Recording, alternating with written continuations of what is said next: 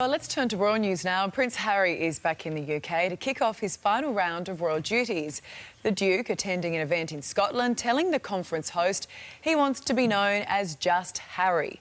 Royal commentator Camilla Tominey joins us now from London. And Camilla, he no longer wants to be referred to as a prince. Do you think this is a bit of a subtle dig at the Queen after being told not to use the Sussex royal brand? Morning, Ali. That might be reading a bit too much into it. At the end of the day, to be fair, Harry has never asked anyone to stand on ceremony, and he's not necessarily one for titles. But obviously, it does look as if it is linked to the couple releasing that statement on Friday saying that they were reluctantly going to give up their royal branding on the advice of those inside the monarchy. So, yes, it does seem like he's branching out and he's just going to be plain old Harry from now on. So Harry's return, it coincides with Kate and Will's tour of Ireland, and that's the first by any royals since Brexit, so it is important. Who do you think is going to get the headlines? Well, I think it might be a mixture of both. Obviously, there's great interest in Meghan coming out here next week as well and joining in Harry in some engagements. But equally, as you say, that Cambridge tour to Ireland is historic. There's a great deal on the agenda. So once again, you're going to see these two couples vying for the headlines. It does seem a little unfortunate, of course, that both events are clashing. What's happened to Scotland, just as a sidebar, given the fact that they had their conflicts in the past, and obviously William Wallace and Robert the Bruce, they were proper Scots. Why are they allowing Harry into their country right now with open arms? It just doesn't feel right.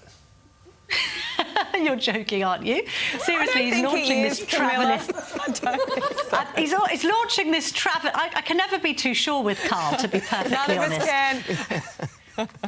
But he was flying the tartan flag there because he's launching this sustainable travel initiative. And actually, it seems that the couple, having not taken good advice in recent weeks and months, have taken some good advice and insisting that he went up there on the train yesterday. So he arrived on a commercial train, which is a good idea, considering the last time he talked about this sustainable travel initiative, he'd been found out flying around by private jet. So we may be seeing some progress in the Sussex situation, guys, even in Scotland. Well, what about progress between the brothers? How are they going, do you reckon? Do you reckon they've picked up the phone and had a conversation? Well, I think that people said after that Sandringham summit where they thrashed out the details of this divorce settlement for the Megxit situation, that the greatest thing about that was that you got the boys back in the same room and on speaking terms. We've got these family occasions coming out, so what's going to happen is Prince Harry's going to stay here. He's got a couple of solo engagements into the weekend. Meghan's then going to come out, and they've got a number of joint engagements, and then it all culminates in this big family outing for the Commonwealth Day service on March the 9th. Whoa. Where they will be reunited with the Queen, senior royals, including, I think, the Cambridges, Prince Charles and Camilla.